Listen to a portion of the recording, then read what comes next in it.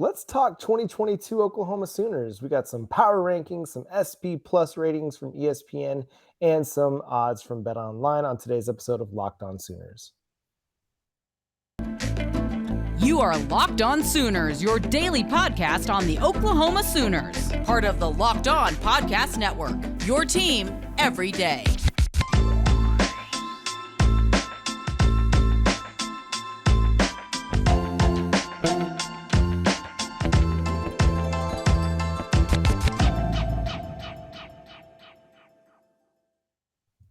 What's up, Sooners Nation, and welcome to the Locked On Sooners podcast, part of the Locked On Podcast Network, your team every day.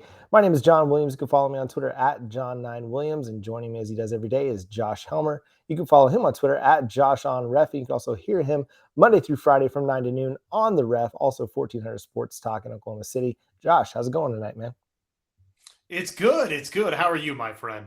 I'm doing wonderful, and thank you so much for making Locked On Sooners your first listen every single day. Josh, let's look ahead a little bit to the 2022 college football season. We're just over 3 months away from the start of the season where they open up against UTEP. And, everybody's got some power rankings out right now. And let's look at Athlon Sports. Athlon, part of the Sports Illustrated network or family of articles, media outlets, things like that. They had the Oklahoma Sooners coming in at number 13. And part of their reasoning, they had a lot of things to say about Oklahoma, but the curious thing for me was that they came in behind Baylor, who came in at number 11. 11. There it is, number 11. Sorry about that.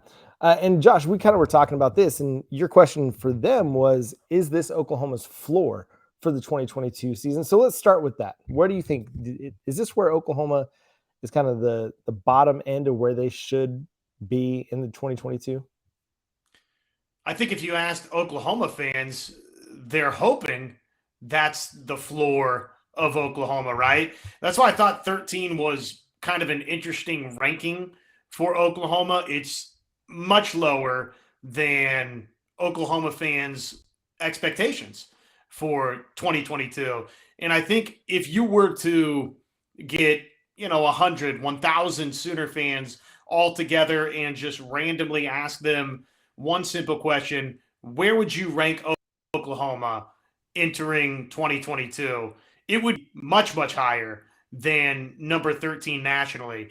I think there's a group of 4 teams that everybody, Sooner fans included, would probably say safely they're comfortable getting ranked in front of Oklahoma. And that group is Alabama, Georgia, Ohio State, and maybe Clemson. I don't know if Sooner fans are ready to agree that Texas A&M at number 5 should be ranked in front of Oklahoma. And there's probably a number of different teams I could toss in there for number 5. I'm just kind of thinking collectively about a lot of the preseason rankings I've seen, and it seems like Texas A&M is kind of that 5th, 6th, 7th team in a lot of these preseason rankings. Oklahoma fans, though, I think if it's not in the top 4, it's probably like 5, 6, 7. If you, again, asked 100 or 1,000 random Oklahoma fans just right off the bat, where would you rank Oklahoma? It wouldn't be 13, though.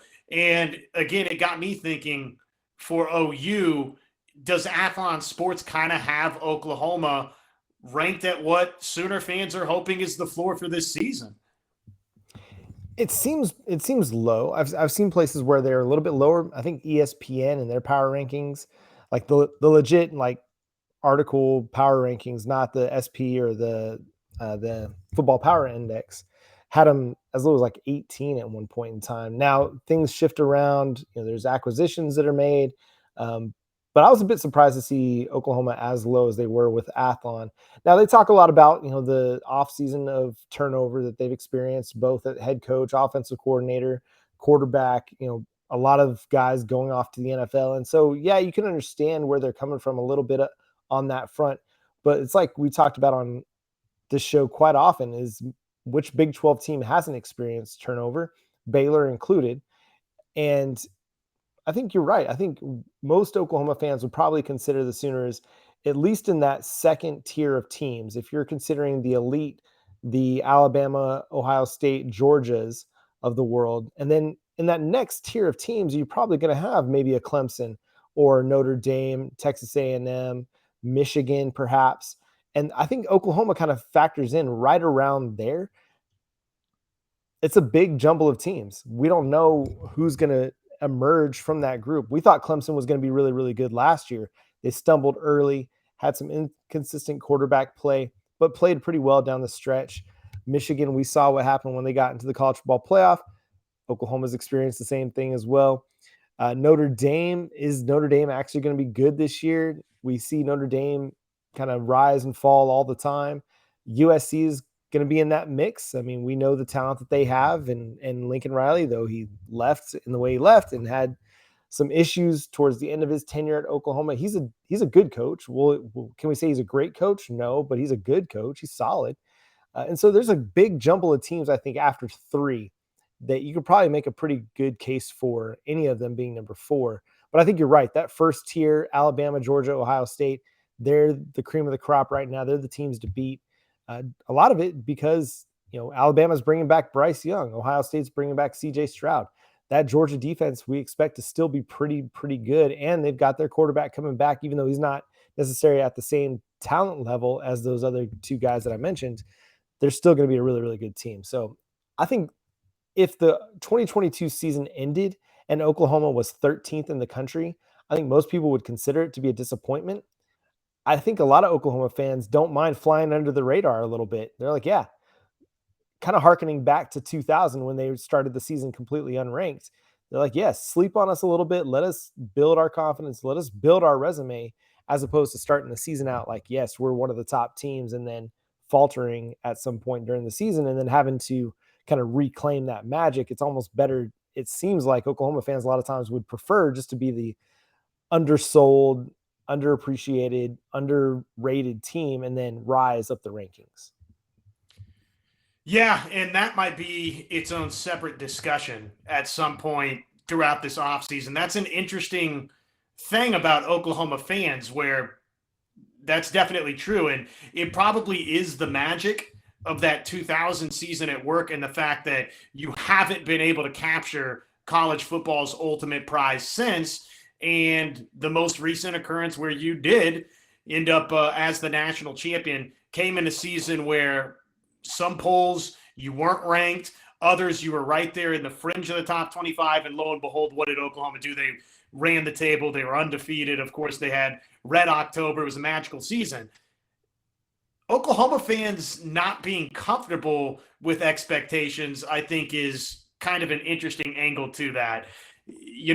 The Georgias, Alabamas, Ohio States of the world, Clemson, you expect to be in the top 5 of these rankings, and you expect to live up to that ranking as a fan base because the results have spoke to that. You have delivered that. But even as recent as last season for Oklahoma, if you're thinking about preseason rankings going in, guess what it was? It was a disappointing season with those types of rankings and expectations attached to it. Another year where Oklahoma was thought to be this national championship type team, and the Sooners obviously in that regard fell flat on their face with the 2 late season losses, and really were not a national factor at any point last season, even through a 9-0 start. They didn't feel like that national championship type Oklahoma team. So that's its own interesting angle. I agree with you. I do think a lot of Sooner fans like the factor of, having some motivation.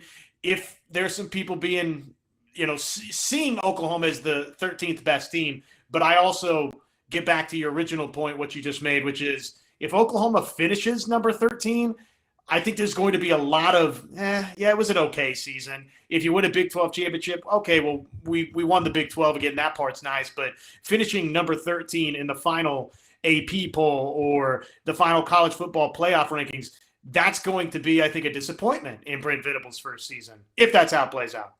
Right. And they finished number 10 at the end of 2021. And I think everybody considers that a disappointment because, again, it was a team that was supposed to go into it as a national title contender, had all this talent that went off to the NFL and didn't meet the expectations, didn't live up to the expectations really throughout a lot of the season, not just with the 2 losses, but in games against West Virginia, Nebraska, in their win against Tulane. Like, just the fact that it was a close game at the end against Tulane and you had to recover an onside kick to win. I mean, this was a team that failed to live up to expectations for a lot of the season, even though they were undefeated. I think most people expected them to play much, much better. Speaking of Nebraska, we got some things to talk about with the Cornhuskers as it relates to ESPN's SP Plus ratings coming up after I talk to you about Rock Auto. Rock Auto is a family-owned business serving auto parts customers online for more than 20 years. They serve do-it-yourselfers, the professional mechanics, but they give all the same prices for everybody. Whether you like to work on cars by yourself or whether you're the person like myself who takes their car to the mechanic, you can get a lot of your parts from rockauto.com. I mean, some of the things that I like to do for my car, I'd just rather go to Rock Auto, get the part myself and do it, the things that I'm comfortable with. If you're a do-it-yourselfer and you like to put your car together, go to Rock Auto. They've got everything you could need, from tail lamps, brake parts, motor oil, even new carpet. Just go there, use their easy-to-use website. You can search for the part, and they will give you the lowest price of anywhere. They give you the same price that they're giving to the professional mechanic. Everybody gets low prices at Rock Auto. So go check it out, rockauto.com. See all the parts available for your car or truck right locked on in there. How did you hear about us box? So they know that we sent you. Amazing selection, reliably low prices, and all the parts your car will ever need at rockauto.com.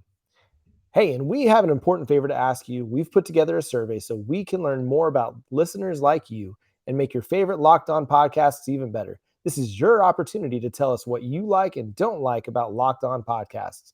Go to lockedonpodcasts.com/survey right now to get started. It won't take very long, and everyone that completes the survey can qualify for a chance to win one of 10 $100 Ticketmaster gift cards to take our audience survey. To go lockedonpodcast.com/survey. Hey, thanks for your help. Also, we thank you for all the comments on YouTube. Thank you for your reviews over on Apple or Spotify, wherever you listen to your podcast. We always appreciate the feedback, so make sure you go leave us a review. We'd love to hear what you think about the show. And Josh, we're going to get into some SP Plus ratings. I like numbers. I like data. It's really fun to look at. Over at ESPN, they look at the SP Plus ratings, taking into account returning production, recent recruiting results, and recent history of success. And as far as recent production or returning production is concerned, the Oklahoma Sooners finished 71 or were 71st back in February. Recruiting, they've been really good over the last several years, generally finishing with top 15 classes, whether it's Bob Stoops or Lincoln Riley. And then Brent Venables and his staff ended up turning a class that was looking like it was going to be a number 28 class at one point in time, according to 247 Sports, ended up as the number 8 class in 2022. And we know Oklahoma's track record of success. They've won the Big 12 in recent years. They had a 6-year run of dominance over the Big 12. They've won 14 conference titles in the history of the conference. So we know where Oklahoma's coming from on that front. But what's interesting here is that if you look at Oklahoma's SP rating, they come in at number 5. So that's not necessarily surprising. The offense comes in ranked number 5, the defense number 24.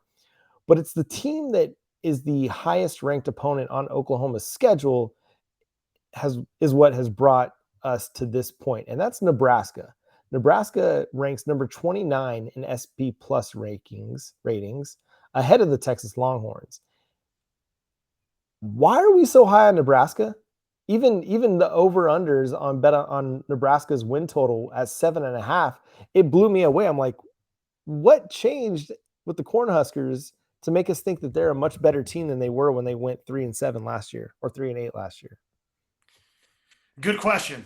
The SP Plus ratings are interesting in the sense that it's a predictive model. So it's trying to forecast how 2022 will likely play out. And basically what it's saying is Nebraska ends next season as right there a fringe top 25 team, and nobody else on Oklahoma's schedule is a top 25 team. Now, we've got a pretty good indication that that's not going to be the case, that either Texas or Oklahoma State or Baylor or Kansas State, one of those other Big 12 teams is going to finish as a top 25 team. But at least going in, according to returning production, recent recruiting rankings, and then recent on-field results history, this model that Bill Connolly and ESPN is looking at, the SP Plus ratings, really, really likes Nebraska.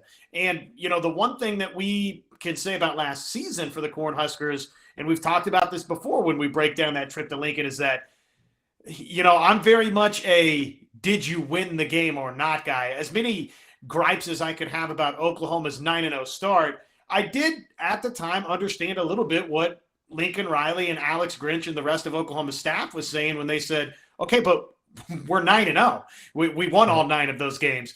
And the flip side of that equation would be, okay, yeah, Nebraska, you lost a lot of one-score games, but you lost all of these one-score games. You found a way to lose every single one of these games. So it's curious, though. Clearly, just looking at the SP Plus ratings from this latest batch here from ESPN, they're putting a lot of stock into the returnees that Nebraska has and the fact that basically the predictive models that they're looking at tell them there's no way Nebraska can be as bad as it was a season ago. And maybe that's right. We'll have to see.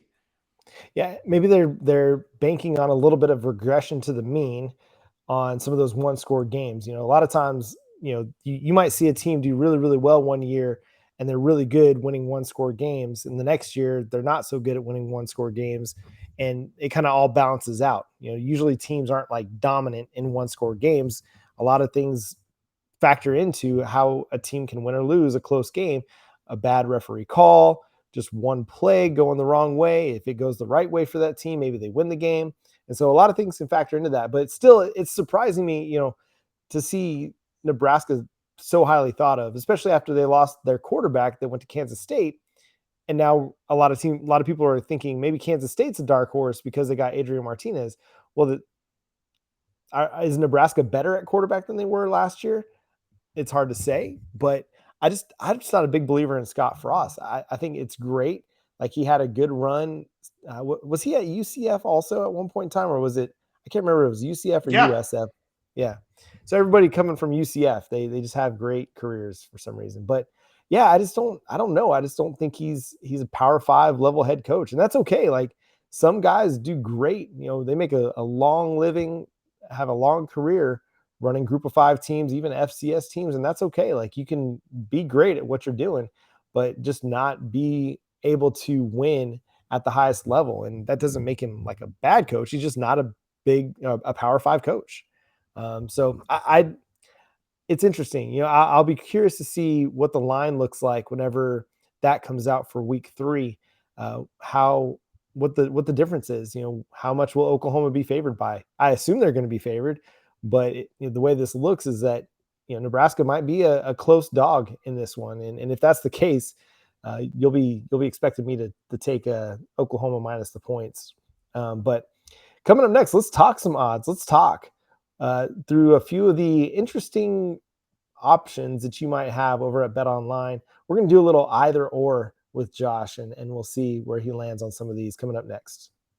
Well, and that gives me a chance to tell you that you should go check out betonline.net. Our partners over at BetOnline, they continue to be the #1 source for all of your betting needs and sports info. You can find all of the latest odds, news, sports developments, including this year's NBA playoffs. We're right there, NBA Finals. Last chance to get down some wagers on the NBA season. Major League Baseball, of course, we're just getting cooking there. So you got plenty throughout this summer that you can check out. Futures, daily wagers, fights, and even, of course, next season's NFL futures. BetOnline, your continued source for all of your sport wagering information, from live betting to playoffs, esports, and more. Head on over to the website today or use your mobile device to learn more about the trends and the action. BetOnline, where the game starts. Let's take a look at some of these odds that are out there. Some interesting numbers.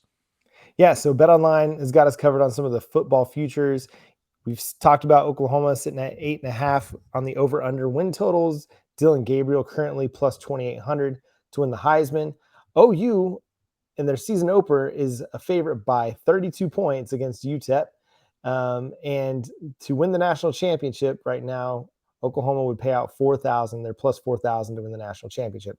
So what I wanted to ask Josh, a couple things. First, so Texas Tech has the same odds to win the Big 12 as Oklahoma does to win the national championship. Which do you think is more likely, Oklahoma at plus 4,000 or Texas Tech to win the Big 12 at plus 4,000? I think more likely is Oklahoma to win the national championship. I don't see Texas Tech as a team that is winning the Big 12 conference. To me, it's OU, it's Texas, it's Oklahoma State, it's Baylor, and it's maybe Kansas State. I'd be surprised if anybody else gets in there and wins the Big 12 conference. Certainly not. I like Donovan Smith a lot. I think that they're a lot further along in terms of the athleticism at quarterback, but it's just everything else for Texas Tech. It's the skill guys. It's the offensive line. It's the running backs. It's the defensive line, linebackers. That defense in general historically has been such a problem for the Red Raiders. It's less about Donovan Smith, and it's more about the fact that the sum of Texas Tech's parts, I don't think right now, today, entering 2022, are good enough to win this Big 12 conference. I don't. I'm not picking OU to win a national championship. I still think they're a year, maybe 2 years or more away from doing that under Brent Venables. But if you're giving me a 40-1 flyer on either or, yeah, I like Oklahoma's chances to win the national championship better than I like Texas Tech's chances to win the Big 12 conference. I'm favoring OU to win the Big 12, so I got to like their chances at the national championship better than I like Texas Tech's chances to win the league. Yeah, I think those are all fair statements. All right, moving on to Dylan Gabriel at plus 2,800 to win the Heisman, or Oklahoma minus 32 against UTEP. I think Oklahoma minus the 32 versus UTEP. Obviously, Oklahoma's supremely, in terms of the differential there, supremely more talented than UTEP. I'm not crazy about the fact that it's game one for Brent Venables, that it's going to be played at 2:30.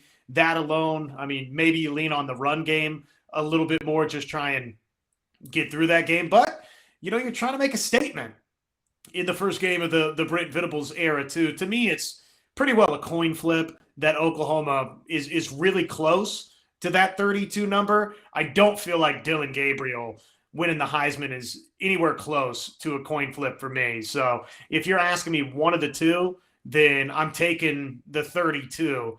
And I feel pretty comfortable that Oklahoma's got a really good chance in week one to just totally blow out, race away from UTEP. Again, the fact that it's the season opener scares me a little bit. The fact that it's getting played in the heart of the day and could lend itself toward Oklahoma trying to lean on the run game a little bit scares me a little bit. But again, out of the two, I certainly like the UTEP line better than I like putting all of my eggs in the Dylan Gabriel basket to win the Heisman. I don't think that's a bad, middle odds type bet on a Heisman favorite. But ultimately, if you ask me right now who's winning the Heisman, I think it's either Bryce Young or CJ Stroud.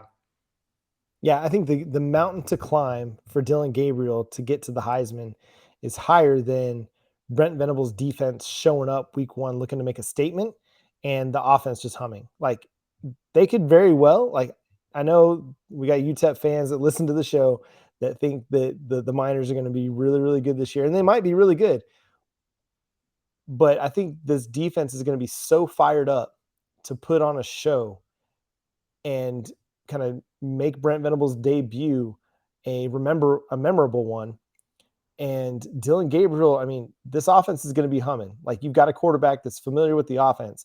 There's not going to be any, settling in or getting your feet wet with the offense. Like, it's going to be ready to roll when they take the field for the first time. And so I think it could very easily be one of those games where they put up 35 and the defense, carries their end of the bargain as well.